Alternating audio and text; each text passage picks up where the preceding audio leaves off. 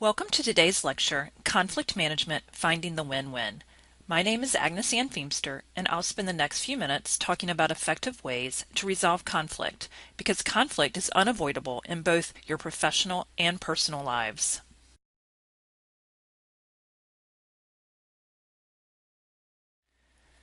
Let's start off by defining conflict. Conflict is any situation in which your concerns or desires differ from those of someone else. As long as human beings are together, there will be conflict, or at least the potential for conflict will exist. So let's look at conflict in more detail. Conflict is charged with emotion. It is a normal, inescapable part of life. It occurs in any relationship, and it is an opportunity to understand opposing preferences and values. Conflict arises due to a number of reasons. Some of them are listed on this slide. An obvious source of conflict is differing views or different opinions, particularly when the opposing views relate to a sensitive or important situation. Conflict may arise because people communicate differently, people receive information differently, and people prefer different communication styles. Conflict may arise when people spend a large amount of time together.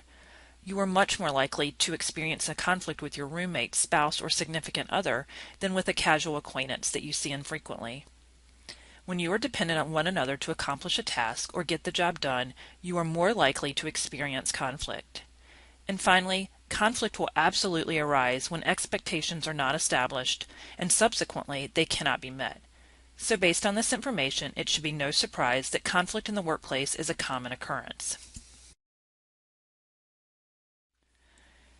The image on this slide is the Thomas Kilmann conflict mode instrument, which is a model for handling conflict. Look at the X and Y axes. You see that there are two sides of conflict management, assertive and cooperative. Cooperativeness is about others, and assertiveness is about me. Let's look at the avoiding box on the lower left side of the slide. Avoiding is low on both assertive and cooperativeness. Alternatively, collaborating is high on cooperativeness and on assertiveness. To compete, people take a power orientation and use whatever power seems appropriate to win, even at the expense of the other party. This may include arguing, pulling rank, or instigating sanctions. Competing may mean standing up and defending a position believed to be correct, or simply trying to win. Forcing is another way of viewing competition. People using a forcing style perceive that some people are right and others are wrong. This approach may be appropriate for emergency, when time is of the essence, or when you need a quick, decisive action. It may be appropriate when unpopular action must be taken, when the issue is vital, when the right course of action is clear, or to protect against people who take advantage of non-competitive behavior. It's not necessarily a bad approach. People need to be aware of it and support it when appropriate. People who collaborate work together to make plans to improve a situation or achieve goals that both parties agree on. They attempt to work with others to find solutions that fully satisfy the concerns of both parties. This can be effective for complex scenarios where a novel solution is needed. This can also mean reframing a challenge to create more room for everybody's ideas. The downside is that it requires a high degree of trust, and reaching a consensus can require a lot of time and effort. It takes work to get everybody on board and to synthesize a variety of potentially conflicting ideas. People using this style often recognize there are tensions in relationships and contrasting viewpoints, but they want to work together through the conflict. The concept of compromising as being a lose-lose situation can be confusing. Basically, it means that no one is going to get exactly what they want, but everyone benefits in some way. The trap is to fall into compromising as an easy way out when collaborating would produce a better solution even though it requires more work. Compromisers give up less than accommodators, but more than competitors. They explore issues more than avoiders, but less than collaborators. Their solutions often involve splitting the difference or exchanging concessions. Compromising may be appropriate for scenarios where you need a temporary solution or where both sides have equally important goals. When someone uses avoidance, they are not helping the other party reach their goals and they are not assertively pursuing their own. Avoiding means sidestepping or postponing the discussion until a better time, withdrawing from the threatening situation, or diverting attention. Avoiders perceive conflict as hopeless and therefore something to be avoided. Differences are overlooked and they accept disagreement. Avoiding works when the issue is trivial or when you have no chance of winning. It's also very effective when the atmosphere is emotionally charged and you need to create some space. Sometimes issues will resolve themselves, but in general, avoiding is not a good long-term strategy. Accommodating is used when goals are less important than avoiding the disruption caused by more assertive conflict resolution styles. It's useful when opponents have equal power and commitment to mutually exclusive goals, to temporarily settle complex issues, to quickly achieve an expedient solution, and as a backup style when collaboration or competition fails. The first question people ask is, which style is best? In the case of conflict handling behavior, there are no universal right answers, even though some textbooks say that collaboration is best. All 5 modes are useful in some situations. Each represents a set of useful social skills. The effectiveness of a given conflict handling mode depends upon the requirements of the specific conflict situation and the skill with which the mode is used. We are all capable of using all 5 conflict handling modes. Few can be characterized as having a single, rigid style of dealing with conflict. However, most people use some modes better than others and therefore tend to rely upon those modes more heavily than others. Time pressure is an important variable. If there were never any time pressures, collaboration might always be the best approach to use. In addition to time pressures, some of the most important factors to consider are issue importance, relationship importance, and relative power. When you find yourself in a conflict over very important issues, you should normally try to collaborate with the other party. But if time is precious and if you have enough power to impose your will, forcing or competing is more appropriate.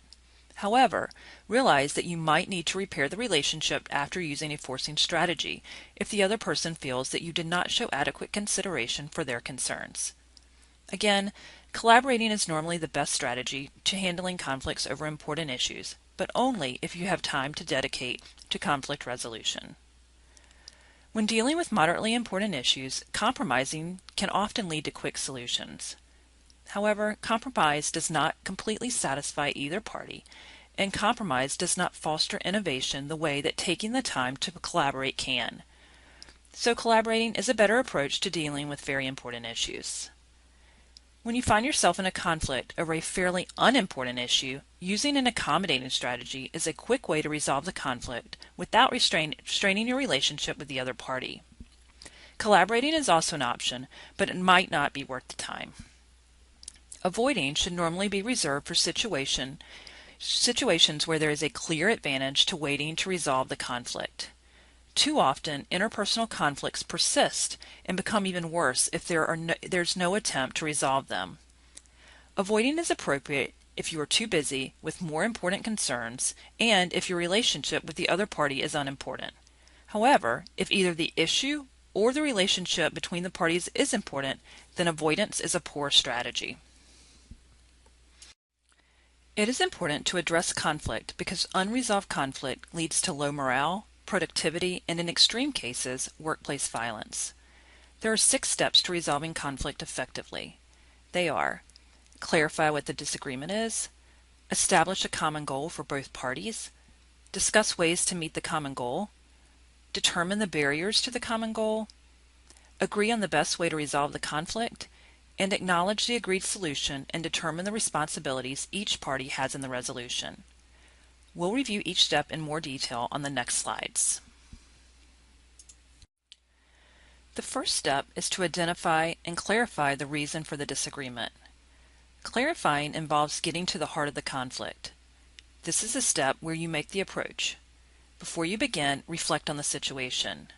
Next, invite the other person to the conversation and agree upon what the disagreement is about. Ask for the other person's perspective. Paraphrase what you hear. For example, you might say, "What I hear is that you are upset because you don't think I value your opinion." Then share your perspective of the situation. The goal of this step is to get both sides to agree on what the disagreement is about. Some tips are to discuss the needs that are not being met on both sides of the conflict. Ensure mutual understanding. Obtain as much information as possible on each side's point of view. The more information you have about the cause of the conflict, the more easily you can help to resolve it. And finally, continue to ask questions until you are certain that you and each side of the conflict understand the issue. The second step is to establish a common goal. In this step of the process, both sides agree on the desired outcome of the conflict. Your goal is a positive resolution. Discuss what each party would like to see happen. Find a commonality in both sides as a starting point for a shared outcome. That commonality can be as simple as both sides want the conflict to end. The third step is to discuss ways to meet the common goal. In this step, both sides work together to discuss ways that they can meet the goal that they agreed on in step 2. You might brainstorm different approaches to meet the goal or discuss options until all of them are exhausted. My rule of thumb is to make 2 attempts to reach a common goal. If you can't identify a commonality after 2 attempts, then continue up the chain of command. This means go to your direct manager, not your manager's manager, but your direct manager. Ask that your manager intervene. The important takeaways here are 1. To attempt to resolve the issue on your own. 2. If unsuccessful after 2 attempts, then involve your direct manager. And finally, never bypass your manager unless your manager has been unsuccessful in resolving the conflict. The fourth step is to determine the barriers to the common goal. In this step of the process, the 2 parties acknowledge what has brought them into the conflict. Ask, if we could have the outcome that we both wanted, how would that look? Define what can and cannot be changed about the situation. For the items that cannot be changed, discuss ways of getting around those roadblocks. The fifth step is to agree on the best way to resolve the conflict. Both parties come to a conclusion on the best resolution. You should determine a solution that both parties can live with. Discuss the responsibility each party has in maintaining the solution, and settle on a means of ensuring that this conflict does not arise again.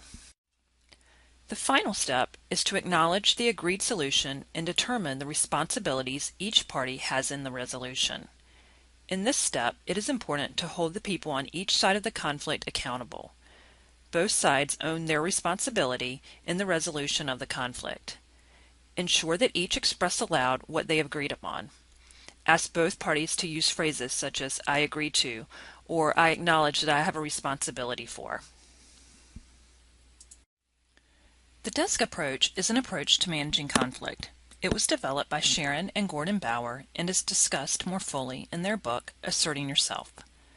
DESK stands for Describe, Express, Specify, and Consequences. Let's look at each of these. Describe. In this step, describe the behavior or situation as completely and objectively as possible. Just the facts. For example, the last time my brother George came to visit, I cleaned the entire house all by myself. E is for express. In this step, express your feelings and thoughts about the situation or behavior. Try to phrase your statements using I and not you. Beginning sentences with you often puts people on the defensive, which means they won't listen to you. Next, specify. Specify what behavior or outcome you would prefer to happen and suggest alternative routes to making that happen. And lastly, specify the consequences, both the positive ones and negative ones. For example, if we both work together, the house will be cleaned faster and we can all enjoy his visit together. Or if we work together, I will be less tired and irritable. The goal is to reach consensus. Now let's apply the desk approach to a conflict in the healthcare setting. First, describe the situation. When you scream at me in front of my coworkers about medication delays, you're making it personal. Next, express your concerns. Your screaming reduces my credibility with the patients and undermines my authority with the staff. I feel as if you don't respect me. Then suggest alternatives. If you are upset about delays, please pull me aside and I will address your concerns. And finally, discuss the consequences. If your outbursts continue, we won't have a positive working relationship and patient care will suffer. Another approach to conflict management is the lean approach. In this approach, you listen, empathize, explain, and negotiate. This slide describes application of the lean approach to a situation where clinicians disagree. Let's walk through each letter. The first step is to listen. You might ask questions like, can you help me understand how you see the situation? How are you weighing the risk and benefits? Next, empathize. An empathetic statement is something like, I can see how you see it that way. Then explain your side. Finally, negotiate. Remind the clinician that the patient and his or her care and safety are primary concerns. Come up with a plan that doesn't compromise safe and effective treatment and where both parties are comfortable. This slide details other tools for resolving conflict. Avoid using but, as in that's true, but. Instead use that's true and this is also true. Don't blame. Focus not on who is at fault, but how to resolve the situation. Use I statements rather than you statements to reduce defensiveness. For example, you might say, I am upset that I did not get the promotion, rather than you didn't promote me. Avoid the silent treatment. Avoid being passive, as in weak in setting boundaries, aggressive, hostile or entitled, or passive-aggressive, where you're acting out through indirect behaviors like slamming a door or not responding to an email. Stay in the present and don't dredge up old issues from the past. Ask what you need, say no to what you can't do, and be open to negotiation and compromise. Articulate a complaint about a specific behavior and express your feelings in a way that is clear, direct, and appropriate. Whenever possible, communicate directly in person or over the phone versus email or text. Misunderstandings breed quickly in these environments. The final model of conflict resolution is the assertion model. Being appropriately assertive means organized in thought and communication, competent technically and socially, and disavowing perfection while looking for clarification or a common understanding. In the assertion model, we get the person's attention, express concern, state the problem, propose action, and reach a decision. With this model, it's important to focus on the common goal, quality of care, the welfare of the patient, or safety. It's hard to disagree with safe, high-quality care. Avoid the issue of who's right and who's wrong. Concentrate on patient-centered care. Concentrate on doing the right thing. Depersonalize the conversation. Actively avoid being perceived as judgmental, and be hard on the problem, not on the people. Healthcare is complex. The greater the complexity, the more likely you will experience conflict. Anytime you have a high degree of dependence on one another, there is a higher likelihood of conflict. And the greater the interaction between the employees, the more likely you are to experience conflict.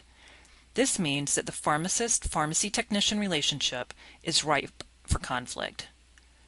Conflict is a healthy sign, not a negative process. Poorly managed conflicts are unfavorable with counterproductive results and lead to problems and negative attitude. While well-managed conflicts stimulate competition, identify legitimate differences, and are a powerful source of motivation. There are multiple ways to approach conflict. You might compete, collaborate, compromise, avoid, or accommodate, depending on the nature of the conflict or the situation. Finally, we covered a number of models for conflict resolution, including DESC, Lean, and the assertion model. Any of these can be used to effectively manage conflict. Now that we've talked about conflict and methods to resolve conflict, let's move on to principled negotiation. The last method of conflict resolution that we discussed was the assertion model. Principled negotiation is centered around assertiveness. We'll use the concepts that we discussed earlier to further our understanding of principled negotiation. The objectives for this portion of the lecture are listed on this slide. They are to distinguish between positional bargaining and principled negotiation, to describe the elements of principled negotiation, and to identify the best alternatives to a negotiated agreement. The Merriam-Webster Dictionary defines negotiation as a formal discussion between people who are trying to reach an agreement. We negotiate every day.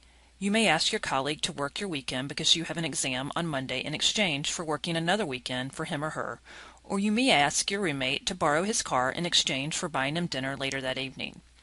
In your pharmacy careers, you'll participate in some high-stake negotiations. You will negotiate salary, position title, start date, and schedules. In the book, Getting to Yes, Negotiating Agreement Without Giving In, the authors, Fisher and Urey, explain that a good agreement is one which is wise and efficient and which improves the parties' relationship.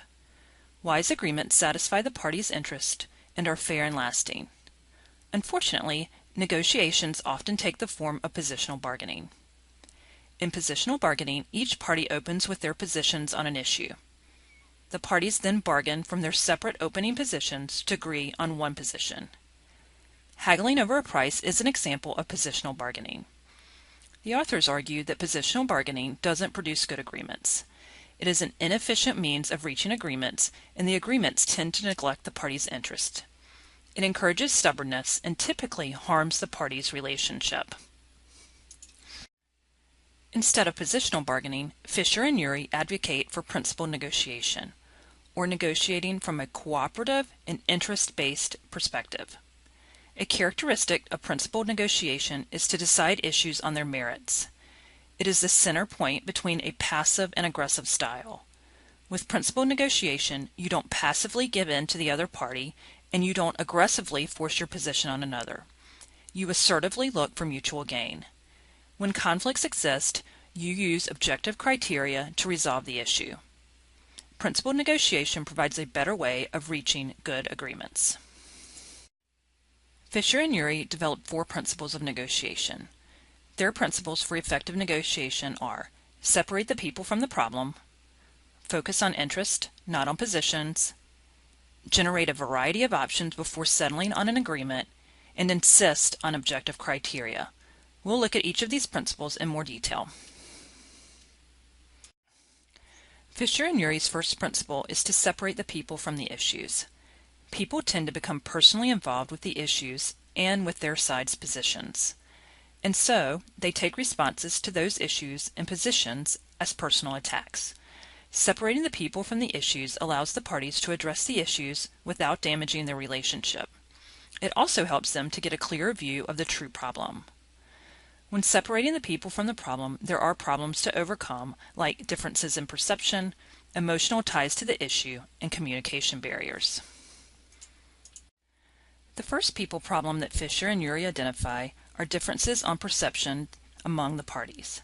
Since most conflicts are based in differing interpretations of the facts, it is crucial for both sides to mutually agree to the facts even though each may disagree to the proposed outcome. Each party should try to understand the other's viewpoint. The parties should try to put themselves in the other's place. This doesn't mean that you have to agree with the viewpoint, you just need to understand the other point of view. The second people problem to overcome is emotions. Negotiation can be a frustrating process. People often react with fear or anger when they feel that their interests are threatened. The first step in dealing with emotions is to acknowledge them and to try to understand their source. The parties must acknowledge the fact that certain emotions are present. Dismissing another's feelings as unreasonable is likely to provoke an even more intense emotional response. The parties must allow the other side to express their emotions or let off steam. It is important not to react emotionally to emotional outbursts. Symbolic gestures such as apologies or an expression of sympathy can help diffuse strong emotions. The second principle is to focus on interest, not on positions. Positions are simple statements about what you want with no justification. It is just a demand. For example, a position is, I want the door open, or I want an apple. Rather than focusing on positions, we should focus on interest. Interest are the reasons underlying the problem. They are what you really want or need. They answer the question why and are the silent movers behind the positions. Why do you want the door open? I need fresh air. Why do you want an apple? I'd like to make a pie. The first step is to identify the party's interest regarding the issue at hand. This can be done by asking why they hold the positions they do and by considering why they don't hold some other possible positions. Each party usually has a number of different interests underlying the positions. Once the parties have identified their interest, they must discuss them together. If a party wants the other side to take their interest into account, that party must explain their interest clearly.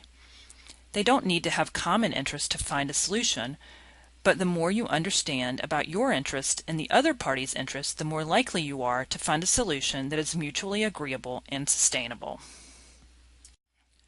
The third principle is to generate options for solving the problem. The parties should come together in an informal atmosphere and brainstorm for all possible solutions to the problem. Wild and creative proposals are encouraged. After a variety of proposals have been made, the group should evaluate the ideas. Evaluation should start with the most promising proposals. Participants should focus on shared interest. If interests differ, look for items that are of low cost to you and high benefit to them, and vice versa. Each side should try to make proposals that are appealing to the other side and that the other side would find easy to agree to. Fisher and Urey identify 4 obstacles to generation of creative options for solving a problem. Parties may decide prematurely on an option and therefore fail to consider alternatives. The parties may be intent on narrowing their options to find the single answer. The parties may define the problem in win-lose terms, assuming that the only options are for one side to win and the other to lose. Or a party may decide that it is up to the other side to come up with a solution to the problem. That's a stance of, it's not my problem. Despite your best efforts, interest will conflict, and the temptation is to resort to positional bargaining. The alternative is to make a decision based on objective criteria. Decisions based on reasonable standards makes it easier for the parties to agree and preserve their good relationship. The first step is to develop objective criteria. Usually there are a number of different criteria which could be used. The parties must agree on which criteria is best for their situation. Criteria should be both legitimate and practical. Scientific findings, professional standards, or legal precedent are possible sources of objective criteria. One way to test for objectivity is to ask if both sides would agree to be bound by those standards. The parties may create a fair procedure for resolving their dispute.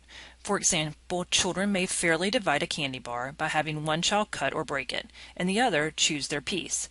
Other fair procedures may be to flip a coin or to let a third party choose. There are 2 points to keep in mind when using objective criteria. First, each issue should be approached as a shared search for objective criteria. Ask for the reasoning behind the other party's suggestion. Using the other party's reasoning to support your own position can be a powerful way to negotiate. Second, while they should be reasonable, negotiators must never give in to pressure, threats, or bribes. When the other party stubbornly refuses to be reasonable, the first party may shift the discussion from a search for substantive criteria to a search for procedural criteria. Unfortunately, you cannot always reach an agreement despite using these 4 principles. Fisher and Urey refer to their Plan B as the best alternative to a negotiated agreement, or BATNA. BATNA is the course of action that will be taken by a party if the current negotiations fail and an agreement cannot be reached. It is the only standard which can protect you from accepting terms that are too unfavorable and from rejecting terms it would be in your best interest to accept. If the proposed agreement is better than your BATNA, then you should accept it. If the agreement is not better than your BATNA, then you should reject it. BATNAs are critical to negotiation because you cannot make a wise decision about whether to accept a negotiated agreement unless you know what your alternatives are. If you are offered a used car for $7,500, but there's an even better one at another dealer for $6,500, the $6,500 car is your BATNA. Another term for the same thing is your walkaway point. If the seller doesn't drop her price below $6,500, you will walk away and buy the other car. The BATNA needs to be determined up front. Without a clear idea of their BATNA, a party is simply negotiating blindly. The BATNA is also key to making the most of existing assets. Power in a negotiation comes from the ability to walk away from negotiations. Thus, the party with the best BATNA is the more powerful party in the negotiation. Let's briefly summarize. Positional bargaining is a rigid approach to negotiation where each person holds on to his or her position without regard to the other party. It is a highly competitive approach that is often inefficient, damages relationships, and often produces unwise agreements. A more effective approach is one of principled negotiation. This type of negotiation is based on 4 principles. Separate the people from the problem, focus on interests, not on positions, generate a variety of options before settling on an agreement, and insist on objective criteria. And finally, a BATNA. A BATNA should be determined ahead of any negotiation.